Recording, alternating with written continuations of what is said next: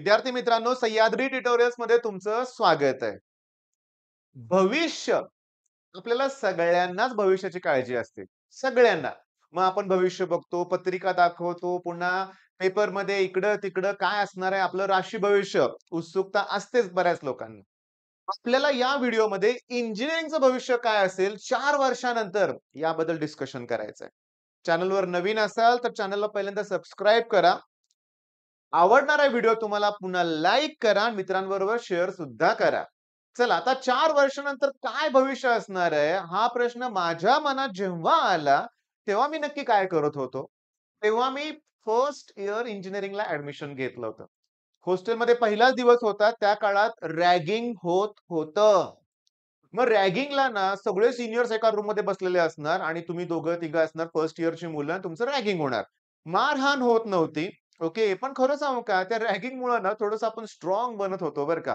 पण ती शारीरिक रॅगिंग हा जो प्रकार असायचा तो भयानक होता. आता रॅगिंग पूर्णपणे बंद झालंय चांगली गोष्ट आहे.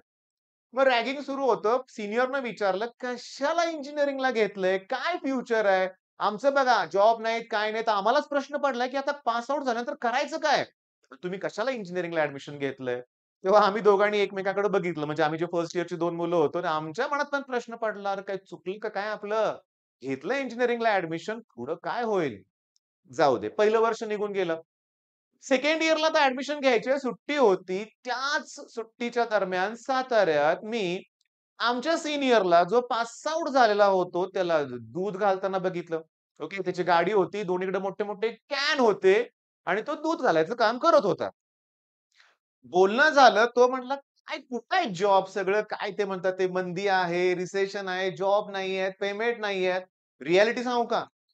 1000 ते 1,500 पेमेंट एका महिन्याचं पगार. एका महिन्याचा पगार 1,500 ते 2,000 मिळायचा मेकॅनिकल इंजिनिअरिंगला. पहिली काही वर्ष, 1-2 वर्ष. शॉकिंग आहे ना? तर तसंच कंडिशन होती. मग आता वाटायला लागलं, की खरोखर 4 वर्षानंतर आपलं अवघड आहे. मित्रांनो, मी अजून पुढे 4 वर्षानंतर काय असणार आहे कंडिशन ह्याच्याबद्दल बोलणार आहे. व्हिडिओच्या शेवटपर्यंत तुम्हाला राहायचं आहे माझ्याबरोबर. ओके. तुम्हाला मी कंटाळा नाही येऊन देणार. महत्त्वाचं बोलायचंय. मग 2-3 वर्ष झाल्यानंतर आमच्या पण लक्षात आलं, की फ्युचर खरोखर अवघड आहे. पण आम्ही काय करत होतो? इंजिनिअरिंगला असताना आम्ही काय केलं? चुका केल्या सगळ्या. एन्जॉय केले 4 वर्ष. परीक्षा आली की तेवढं रट्टा मारायचं काम केलं. स्किल डेव्हलप नाही केलं. मेकॅनिकल इंजिनिअरिंगला मी ॲडमिशन घेतलं होतं ना, मग मी थोडंसं बाहेर पडायला पाहिजे होतं सेकंड इयर पासून. एम-आय-डी-सी होत्या, वर्कशॉप्स होते, सी-एन-सी लेथ मशीन्स वगैरे होते. मी ते शिकून घ्यायला पाहिजे होतं, पण नाही घेतलं. मी नाही, कुणीही नाही घेतलं. फार थोडी 1-2 मुलं असतील ज्यांनी घेतलं असेल आणि ते आज खूप मोठ्या यशाच्या शिखरावर असतील. पण आम्ही नाही केलं. ही आमची चूक होती. बरं. आता कंडिशन काय आहे? आता आता मेन तुमच्याबद्दल बोलूया आपण. सगळ्यात महत्त्वाचं सी-एसनं सगळं बदलून टाकलंय. प्लेसमेंट्स होतायत, प्लेसमेंट्स मिळतायत तुम्हाला. सी-एस नाही मिळालं तर तुम्हाला माहिती आहे तुम्ही आय-टी घेताय, पुन्हा ए-आय याच्याबद्दल मेनली बोलायचं पुन्हा data science, machine learning, ENTC, electronics. Electronics end computer science नवीन-नवीन ब्रांचेस येत राहणार आहे. जोपर्यंत इथं प्लेसमेंट आहे भरपूर, तोपर्यंत नवीन-नवीन ब्रांचेस कॉलेज सुरू करणार आहे, कारण त्यांना स्टुडंट पाहिजे. ठीक आहे. पण मेन पॉइंट काय? एआय. बरं एआयमुळं जॉब कमी होणार का वाढणार का काय होईल? का वाईट अवस्था येईल फार? हाच मुद्दा आजचा डिस्कशनचा आहे. सांगतो. अतिशय महत्वाचा आहे. असं इमॅजिन करा, की तुम्ही सिव्हिलला घेतलंय किंवा मेकॅनिकल इंजिनिअरिंग आहे किंवा इलेक्ट्रिकल आहे किंवा हे सोडून कुठलं इन्स्ट्रुमेंटेशन असू दे, केमिकल इंजिनिअरिंग असू दे. महत्वाचा पॉइंट काय, की सगळ्यांचं अवघड होणार आहे एआयमुळं असं लोकांना वाटतंय. कारण जास्तीत जास्त आता आपण जे काम करायचो, ते आता सगळ्या मशीन्स करणार आहेत. बरोबर आहे. आता मी तुम्हाला सांगू ना, प्रत्येक क्षेत्रात बदल होतो. Kodak कंपनीबद्दल ऐकलंय तुम्ही? फोटोग्राफिक फिल्म तयार करायच्या त्या. कुठून कंपनी आता? कुठेही नाहीये. आता झालं काय, की आम्हाला अजून आठवतंय जुन्या काळात कॅमेरे म्हणजे अतिशय श्रीमंत लोकांकडे असायचे. त्यात असे रोल्स असायचे. एका रोलमध्ये आय थिंक 32-30 फोटो निघायचे. ओके. ते फोटो काढा, पुन्हा ती फिल्म धुवायला देणे हा एक प्रकार असायचा. म्हणजे फोटो प्रिंट होऊन पुन्हा मिळायचे. आता कुठे आहे? तुम्ही रोज 1000 फोटो टाकू शकता तुमच्या फोनमध्ये. ओके.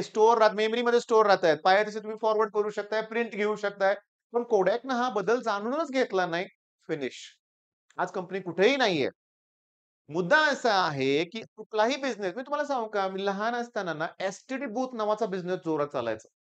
लोकं लाईनमध्ये उभा राहून फोनवर बोलण्यासाठी थांबलेले असायचे. नुसतं बसायचं आणि पैसे गोळा करायचे आणि कमिशन घ्यायचं.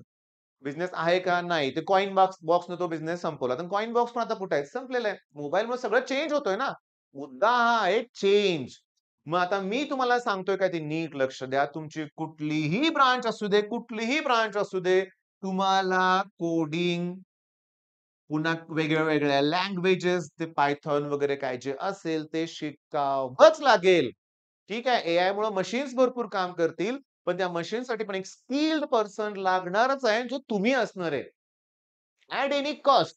मग तुमच्याकडे 4 वर्ष आहेत. या 4 वर्षात तुम्ही याच्यामध्ये एक्सपर्ट व्हायला पाहिजे. जर याच्यात करियर करायचं असेल तर. नाहीच करायचं करियर, मग कशात करियर करायचं त्या गोष्टीत एक्सपर्ट व्हा. मग हा मुद्दा आहे, की 4 वर्षानंतर सिरियसली 4 वर्षानंतर जो या क्षेत्रात एक्सपर्ट असेल, तोच पुढे टिकून राहणार आहे. आता मेकॅनिकल इंजिनिअरिंगबद्दल बोलूया आपण. आमच्या वेळेस सी मशीन आल्या होत्या. Okay, computer operated lathe machines असायच्या. म्हणजे तुम्ही नुसतं प्रोग्राम एंटर करा, ती मशीन जॉब कंप्लीट करणार. त्याच्या अगोदर बघा एम-आय-डी-सीमध्ये लेथ मशीन असायचे, ऑपरेटर्स असायचे, ते स्किल्ड पर्सन असायचा आणि तो जॉब तयार करायचा. त्यातही चुकावण्याची शक्यता असायची. आता काय आहे? सी मशीन्स चूक होणारच नाही ना. ती मशीनच सगळं व्यवस्थित म्हणजे कंप्लीट जॉब फिनिश होईपर्यंत काम करणार.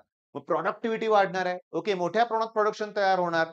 प्रोडक्शन तर वाढवावंच लागणार आहे. प्रॉफिट पाहिजे. मग अशा वेळेस आता हळू सगळीच कामं मशीन्स थ्रू, एआय थ्रू होणार आहेत आणि आपल्याला त्याच्यावर कंट्रोल पाहिजे. तिथं तुम्ही स्वतःला डेव्हलप करायचंय. आलं लक्षात? Civil engineering. आताच्या काळात सांगतो, जुन्या काळात सिव्हिल इंजिनिअरिंगला काय असायचं? आता पण आहे. तुम्हाला सांगू का? ड्रॉइंग हा खूप इम्पोर्टंट पॉइंट आहे. त्याच्यात ठीक आहे तुम्हाला सांगू का? असे वेगवेगळे व्ह्यूज असतात लक्षात घ्या. एलिव्हेशन हे ते. आता सगळं कॉम्प्युटर ऑपरेटर AutoCAD तर कधीपासून सुरू आहे. अजून नवीन-नवीन प्रोग्रामिंग सॉफ्टवेअर येत राहणार. आपल्याला त्यात शिकावं लागणार तर आपण पुढे जाणार आहे. मेकॅनिकल बोललो, सिव्हिल बोललो, कुठलंही इंजिनिअरिंगचं क्षेत्र असू दे, तुम्हाला आता कोडिंग हे शिकावं लागेल. तुम्हाला वेगवेगळ्या लँग्वेजेस शिकाव्या लागतील. हे मी आता दुसऱ्यांदा, तिसऱ्यांदा सांगितलेलं आहे. म्हणजे आपलं भविष्य मग उज्ज्वल असेल. कधीही ना सांगतो कॉम्पिटिशनला घाबरायचं नाहीये. सामोरे जायचं. हां. काय करावं लागेल, मला काय करावं लागेल याचा विचार करावा लागेल नेहमी तुम्हाला सुद्धा, की मला टिकून राहायचंय, मला प्रगती करायची आहे. आणि तुम्ही कधीही बघा पाठीमागे वळून बघा तुम्ही जो प्रामाणिकपणे कष्ट घेतोय, जो बऱ्यापैकी डोक्याचा वापर पण करतोय. प्रामाणिकपणे कष्ट घ्यायचा डोक्याचा वापर करून फ्युचर काय कसं चाललंय, आजूबाजूला काय घडतंय, याचा विचार नेहमी असला पाहिजे. बरं, मग आता मुद्दा तर लक्षात आलाय तुमच्या. आपण धडपडतोय चांगलं बेस्ट कॉलेज मिळवण्यासाठी, ड्रीम कॉलेज मिळवण्यासाठी आणि सीएस थ्रू प्लेसमेंट मिळवायची आपल्याला. काही हरकत नाही. प्रयत्न तर करायचा आहे. पण जर हे जे ब्रांचेस आहेत, आता core branches, non core branches सगळं मिक्स होणार आहे रे आता.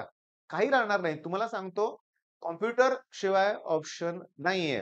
आता काय आहे बघा, की तुम्हाला ना आता ठीक आहे, ह्या मुद्द्याबद्दल तर बोललो मी. 4 वर्षानंतर काय ह्याच्याबद्दल. पण गंमत सांगू का? हे 4 वर्ष पण ईझी नसणार आहेत. हां, खूप स्ट्रगल आहे याच्यामध्ये. धावपळ, पळापळ. पण त्यातही लाईफ रोज नवीन-नवीन गोष्टी घडणार आहेत, पण त्या एन्जॉय सुद्धा तुम्हाला करायच्या आहेत. हॉस्टेल लाईफ 4 वर्ष गोल्डन पिरियड असणार आहे तुमच्या लाईफचा. खूप महत्वाचं असणार आहे. या 4 वर्षात तुम्हाला ना कळणार आहे, की आपण इतरांशी कसं वागलं पाहिजे. आता घरापासून बाहेर पडणार आहे. स्वतःची काळजी स्वतः घ्यावी लागणार आहे. सगळ्या आपल्या घरात आई सगळं बघत होते. आपण नुसतं निवांत राहत होतो. आता नाही वेळेवर मेसला जावं लागणार आहे. ब्रेकफास्ट स्वतःला बाहेर जाऊन करावा लागणार आहे. सुरुवातीला बरं वाटणार आहे. एन्जॉय वाटणार आहे छान. पण नंतर आईची आठवण सतत येत राहणार आहे. काही दिवसच ते मेसचं जेवण आणि बाहेरचा नाश्ता बरा वाटतो. पुन्हा मग घरची आठवण यायला लागते. खरं सांगू का? मग त्यावेळेस आपलं ना आपण एक प्रकारे ना मॅच्युअर बनतो. हां, जबाबदारीची जाणीव लवकरात लवकर करून घ्या आणि आयुष्यभर आपण आयुष्यभर आपण निवांत राहणार नाहीये. आपल्याला काहीतरी स्वतःचं कधीतरी करावं लागणारच आहे. आता मी कोणासाठी बोलतोय, बरेचसे असतात गर्भश्रीमंत, अतिश्रीमंत, अगदी काही करायची गरज नाहीये अशी लोकं असतात. पण तुम्ही ऑब्झर्व्ह केलं का रे? एक पिढी कमवते. ओके. एक पिढी शून्यातून विश्व निर्माण करते. एक जनरेशन म्हणूया आपण. त्याच्यानंतरच्या जनरेशनला पण ती संघर्ष त्यांनी बघितलेला असतो. त्यामुळे त्यांना जाणीव असते ती करत राहते. पण नंतरच्या पिढ्यांना त्या काही संघर्ष माहितीच नसतो. आणि त्यामुळे साम्राज्य जे काही उभारलेलं असतं सगळं पुन्हा रसातळाला जातं. हे आपण इतिहासात पण बऱ्याच वेळा बघितलंय. ओके. मग हा मुद्दा आता थांबवतोय इथं मी. काय छान एक नवीन आयुष्याला सुरुवात होणार आहे. 4 वर्षानंतर कसं असेल, मला जॉब मिळेल, न मिळेल याच्या काळजीतून खंगत राहायचं नाहीये. उलटं मला काय करावं लागेल याचा विचार करा. मी जस्ट थोडंसं बोललो. तुम्ही पण ठरवा काय करायचंय ते आणि अगोदर सुरुवात करा. कुठल्याही गोष्टीला वेळेवर सुरुवात केली ना, तर पुढे आयुष्यात अडचणी कमी येतात हे लक्षात घ्या. ठीक आहे, मग हा व्हिडिओ थांबवतो इथं मी. All the best.